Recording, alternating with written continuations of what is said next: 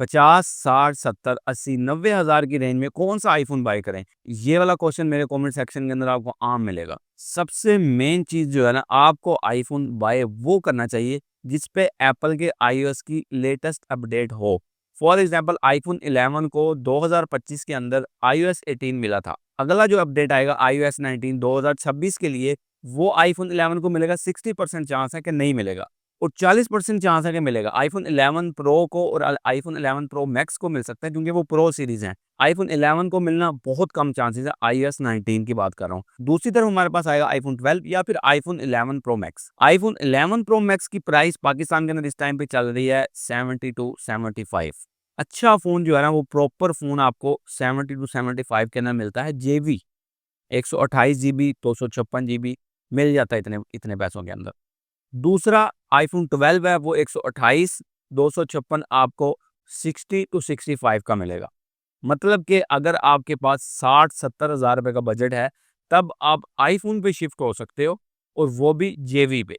देखो, आईफ़ोन तो आपके पास 30,000 रुपए के अंदर 8 प्लस भी आ जाएगा, एक्स भी आ जाएगा। अब एक्स के ऊपर 16 है, आईओएस 16 चलता है और काफ़ी सारे लोग आईओएस 16 एक्स यूज़ करते हैं। आईफ़ोन तो आपके पास 50,000 में भी आ जाएगा आईफ़ोन 11, 40,000 में भी आपको आईफ़ोन 11 मिल जाएगा black GB up to 80 health, मतलब कि 64 जीबी होता है आईफ़ोन 11। अब 64 जीबी आज के टाइम पे 20,000 रुपए वाला भी एंड्रॉयड का फ़ोन कोई उठा लोगे ना, उसके अंदर भी आपको 4 128 देते हैं वो।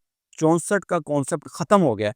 लेकिन हम लोग जो हैं वो एप्पल लेने की वजह से, आईओएस पे शिफ्ट होने की वजह से हम लोग जो हैं वो 64 जीबी फ़ोन में काफ़ी लोगों को जानता हूँ, मेरे आस-पास ही रहते हैं और मैं खुद 16 जीबी वाला फ़ोन यूज़ कर रहा हूँ। मुझे पता है कि कितनी मुश्किल होती है बंदे को, लेकिन हमें एक डिवाइस चाहिए जिससे कम से कम हमारे काम तो पूरे हों ना, हमारी सिम तो चले, हमारी बैटरी तो निकल के आए, हमारी परफ़ॉर्मेंस तो निकल के आए, हमारा कैमरा तो वर्क करे। क्योंकि आज के टाइम पे आहिस्ता-आहिस्ता टेक्नोलॉजी जो है वो हमारी ज़िंदगियों में बहुत ज़्यादा इम्पैक्ट होती जा रही है। हर चीज़ डिजिटल होती जा रही है, तो हमारे पास एक ऐसी डिवाइस होगी, फॉर एग्ज़ाम्पल मेरे पास 15 प्रो मैक्स है और दूसरी डिवाइस मेरे पास आईफ़ोन 6 है या आईफ़ोन एसई फर्स्ट जनरेशन है। तो मुझे कभी-कभी ऐसा होता है कि मेरे आईफ़ोन 6 के अंदर बैटरी खत्म हो गई और मैं अपना आईफ़ोन 15 प्रो मैक्स ऐसे ही लेके फिर रहा हूँ। कॉल के लिए बंदा ढूँढ रहा होता हूँ, मैप के लिए बंदा ढूँढ रहा होता हूँ या फिर वाईफ़ाई ढूँढ रहा होता हूँ कि यार मुझे कोई वाईफ़ाई दे दो या फिर मुझे कोई 5G अपना हॉटस्पॉट्स दे दो। कितनी बेबसी की बात होगी। तो आपके पास है 50,000 रुपए, उसके अंदर आपके पास आईफ़ोन 11 आएगा। मैं आपको कभी भी रिकमेंड नहीं करूँगा आईफ़ोन 11 2025 के अंदर। आईफ़ोन 11 को छोड़ दो भाई। आईफ़ोन पे ही शिफ्ट होना है तो आप 30,000 में भी हो सकते हो। आईफ़ोन 8 प्लस ले सकते हो, आईफ़ोन एक्स ले सकते हो, एक्सएस ले सकते हो। एक्स की सुन लो, उस पे आईओएस 16 है। 16.7.11 अभी आया है। लेकिन चैट जीपीटी नहीं होता उसके अंदर। अब चैट जीपीटी आज के टाइम पे कितनी इंपॉर्टेंट ऐप है हमारी ज़िंदगियों के लिए, अगर आप यूज़ करते हो तो आपको पता होगा। मैं तो उसको बहुत ज़्यादा यूज़ करता हूँ और मुझे पता है इसकी अहमियत क्या है।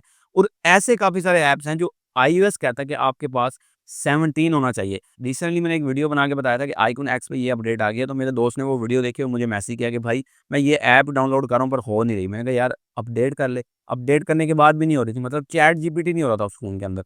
वहाँ लिखा हुआ था मिनिमम आपको iOS 17 चाहिए और अब जा रहा है iOS 18। तो आप iOS 18 नहीं रखते तो कम से कम आपके पास iOS 17 तो होना चाहिए ना। एक्स को छोड़ दो। आज के टाइम पे जो लोग कह रहे हैं ना एक्स का डिज़ाइन बड़ा अच्छा है और ये बड़ा अच्छा है, एक्स को छोड़ देना चाहिए। अब एक्स का ज़माना खत्म हो गया। iOS 16 है, क्यों नहीं अपडेट दिया उस फ़ोन पे हमें? देना चाहिए था ना। एक्सएस के अंदर आपको मिल जाता है, 17 मिल जाता है, 18 भी मिल जाता है, लेकिन एक्स पे आपको 17 भी नहीं मिलता। तो उस फ़ोन को आपको बिल्कुल छोड़ देना चाहिए, जिस पे लेटेस्ट अपडेट ही ना हो। एक अपडेट पुराना फ़ोन आप रख सकते हो, अगर आपको बहुत ज़्यादा मजबूरी है और सिम भी चल रही हो, सिम भी नहीं चल रही, 64 जीबी भी है, आईओएस का अपडेट भी नहीं है और हम वो फ़ोन लेके फिर रहे होते हैं, कैमरा क्वालिटी बहुत अच्छी है। तो भाई ऐसी कैमरा क्वालिटी को हम लोग क्या ही करेंगे। बात ये हो रही थी कि हमें फ़ोन लेना कौन-सा चाहिए, हमारे पास 50,000 का बजट है, 60,000 का बजट है, हम कौन-सा फ़ोन लें? तो भाई आज के टाइम पे आपको एप्पल पे शिफ्ट होने के लिए ना 60,000 रुपए करना ही पड़ेगा और आपके पास आएगा आईफ़ोन 12, ताकि उस फ़ोन पे आप आओ जिसको कम से कम 1 साल तक तो अपडेट मिलेगी ना। उसके बाद 2-3 साल अगर आप फ़ोन रखते भी हो, तो 1 साल मतलब कि 1 अपडेट पुराने पे ही हो आप। ज़्यादा पुराने पे जाने का फ़ायदा नहीं है। यहाँ 60,000 रुपए के अंदर आपको मिल रहा क्या है? 60,000 रुपए के अंदर आपको बैटरी भी कम मिल रही है, ब्राइटनेस भी कम मिल रही है, 60 हर्ट्ज़ का रिफ्रेश रेट है, ये भी फ़ोन है और 1 साल की अपडेट है। कितने सारे नेगेटिव पॉइंट मैंने आपको आईफ़ोन 12 के अंदर निकाल के दे दिए हैं, जो मैं आपको रिकमेंड कर रहा हूँ कि आपको मिनिमम जो है ना 60,000 रुपए करना ही पड़ेगा एप्पल पे शिफ्ट होने के लिए। दूसरी तरफ हमारे पास देखो कि हमारे पास 120 हर्ट्ज़ का रिफ्रेश रेट भी आ जाता है इन फ़ोन्स के अंदर, एंड्रॉयड के फ़ोन्स के अंदर। 464 तो एंड्रॉयड के अंदर 60,000 रुपए के अंदर खत्म ही हो गया यार। 6 128 ही मिलेगा आपको। 8 256 भी मिल जाए एंड्रॉयड के अंदर, सिम भी चलेगी, बैटरी भी लंबी मिलेगी। यहाँ आपको 12 के अंदर सिर्फ़ एक कैमरा अच्छा मिलेगा। एंड्रॉयड के 60,000 रुपए के फ़ोन के अंदर आपको कैमरा नहीं मिलेगा। ये एक चीज़ है एप्पल के पास। अगर आपको कैमरा इतना ही ज़रूरी है कि यार आपने अपनी फ़ोटो या फिर आपके कंटेंट क्रिएटर हो या फिर आपने रील्स बनानी होती हैं, टिकटॉक पे वीडियोज़ बनानी होती हैं, फिर आप शिफ्ट हो सकते हो एप्पल पे। वरना एंड्रॉयड बेस्ट है आज के टाइम पे। मैं तो आपको एंड्रॉयड का ही मशवरा दूँगा।